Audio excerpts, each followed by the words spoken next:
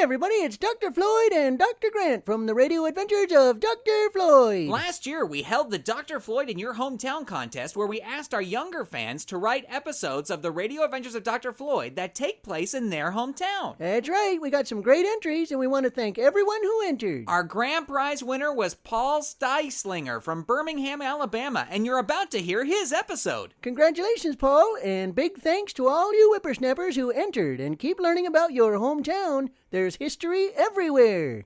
Hi, this is Paul Styslinger, and you're listening to my episode of the Radio Adventures of Dr. Floyd.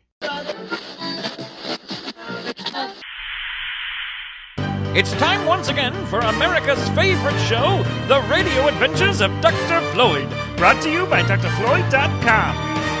This week, starring Ken Greenwald as Bear Bryant. Unusual headgear, boon for Vegas showgirls, bane of those of us with braces. Not many people can pull off an unusual piece of headgear. However, even now, decades after they've been retired from general use, evil mastermind Dr. Steve still wears his doctor's head mirror. Today, however, we find that the crummy criminal's cranium is suspiciously bare. Fidget, where are you going?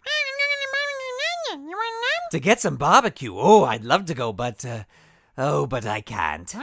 Because I sent my doctor's head mirror into the shop to be polished, and without it, I just look so silly. Well, that's very sweet of you to say, Fidget, but also without it, my hair keeps falling in front of my eyes, and I can't see where I'm going, and I'm liable to run into a light pole. Wear a hat? Well, that's a good idea, Fidget. It's just too bad that I don't own a hat. You see, my mother always said not to wear a hat in the house, and since I always preferred staying inside watching TV, I just never... Wait a minute. I've just got an excellent idea. I'll wear a hat, but not just any hat. A famous historical hat that I can steal and sell on eBay once I get my doctor's head mirror back. Barney. Quick, Fidget, to the time and spaceship. We're going to jump back to Birmingham, Alabama on December 2nd, 1961. We are going to Legion's Field to steal famous football coach Paul Bear Bryant's trademark black and white checkered houndstooth hat. They called him Bear because when he was 13 years old, he wrestled a bear at a carnival. No nonsense, Fidget. He wrestled the bear when he was 13. He's much older now. We'll have no problem stealing his hat. Now let's go. Ha ha ha ha ha. Heavens to Betsy! Dr. Steve is calculating to cop the chapeau of Crimson Tide coach Paul Bear Bryant. As he makes his time jump, let's look in on our hero, Dr. Floyd, his young protege Dr. Grant, and their faithful robot companion Chips, who are currently in Dr. Floyd's secret laboratory in Saddle River City. Dr. Floyd! Dr. Steve and Fidget have just made a time jump! Oh no, where did they go, Chips? According to my calculations, they've jumped back to Legion's Field in Birmingham, Alabama on the date December 2nd, 1961. Legion's Field? Isn't that a football stadium? It sure is, Dr. Grant, and on December 2nd, 1961, University of Alabama played Auburn University there in the Iron Bowl. Oh, gross. I certainly wouldn't want to eat cereal out of an iron bowl, especially if a bunch of football players had played a game in it. No, it's... Oh, I quite agree, Dr. Grant. Oh, they'd all be running around inside of it, kicking the football around. No, You don't kick a football around, Chips. You throw it. No, it's not. Oh, I beg to differ, Dr. Grant. If you touch the football with your hand, you'll get a penalty, you will. Will you two be quiet for a minute? Okay, listen. First, the Iron Bowl is just the name of the yearly football game between University of Alabama and Auburn University. Why do they call it the Iron Bowl? Because of the iron ore deposits that Birmingham, Alabama was built around. Secondly, Chips, we're talking about American football here, not football as they call it in Europe, which we in the United States call soccer. But if you throw it, why do you call it a football, I don't know. They just do. Thirdly, both of you need to stop your yapping and get in the time and spaceship. We don't have any time to waste. We've got to go stop Dr. Steve. As our heroes board their ship, let's go to December 2nd, 1961, where we find Coach Bear Bryant giving his team a pep talk before the big game. Look, you guys, we've got this far by determination, hard work, and sticking to my plan, right? Yeah. And we're certainly not going to let Auburn stand in the way of us winning a national championship, are we? No. All right. Go out there and start running some drills. We've got a few minutes before the national anthem.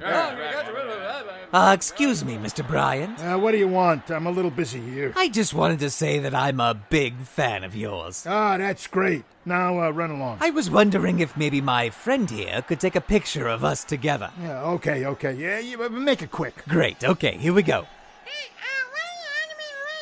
Oh, good idea. Mr. Bryant, my friend says that maybe you could, let me wear your hat for the photo. My lucky hat? Not on your life. Please? No. Please? No. Pretty please? No!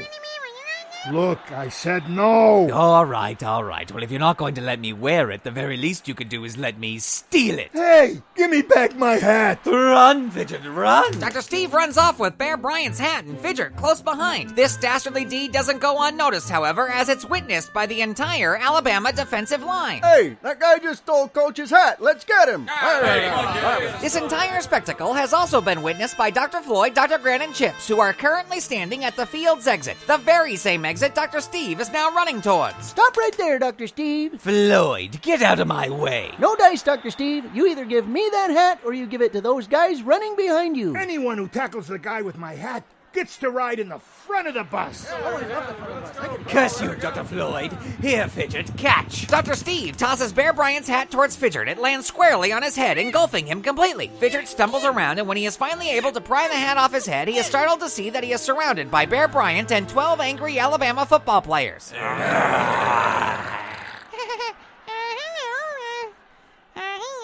Fidget sheepishly hands the hat back to Bear Bryant and then hightails it back to the ship. I want to thank you three for not letting that hooligan get away with my hat. Don't mention it, Mr. Bryant. Now get out there and win that game. And that's just what Bear Bryant did. He led his team on to a 34-0 victory over Auburn and on to a national championship. Later that afternoon, we find Fidget standing next to his time and spaceship looking worried. Excuse me, are you Fidget? Yeah. Oh, good. There's a guy over there lying on the ground by the south gate. He keeps mumbling your name.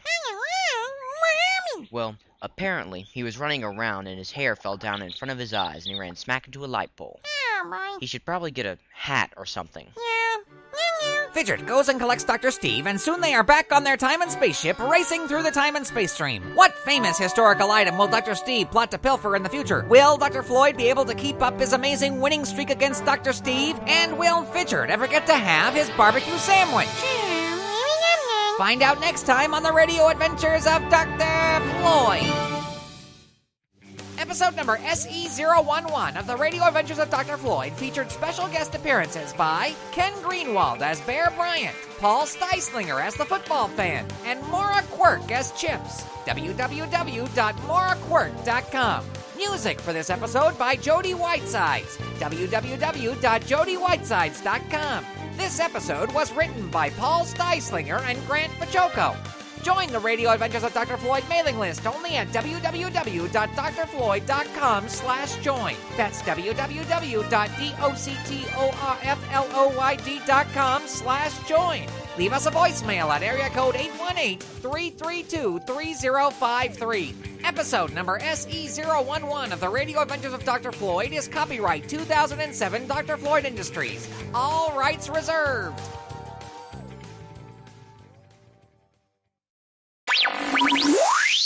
Clear the airwaves! Clear the airwaves! It's now time for Dr. Floyd's Imagination Nation Rangers' secret message for you members of the Dr. Floyd Imagination Nation. Remember, kids, only official Radio Adventures of Dr. Floyd Imagination Nation Rangers can decode Dr. Floyd's secret message with the secret decoder ring, available only from www.imaginationranger.com. All right, grab your secret decoder rings and a pencil and paper and prepare to set your imagination to fun. Remember, Dr. Floyd is counting on you. Here's the Radio Adventures of Dr. Floyd Imagination Nation Ranger's secret message for episode SE011 for the love of the hat. Okay, you ready? Here we go.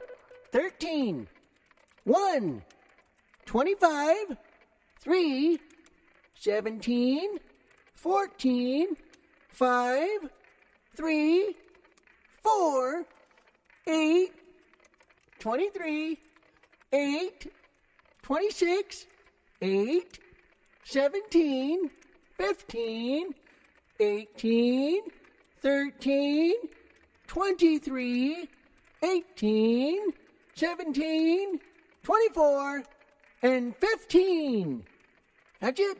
Good luck, whippersnappers. And that was a message from Dr. Floyd himself to all his Imagination Nation Rangers. You can join Dr. Floyd's Imagination Nation and become an Imagination Nation Ranger only at www.imaginationranger.com. And until next time, set your imagination to fun.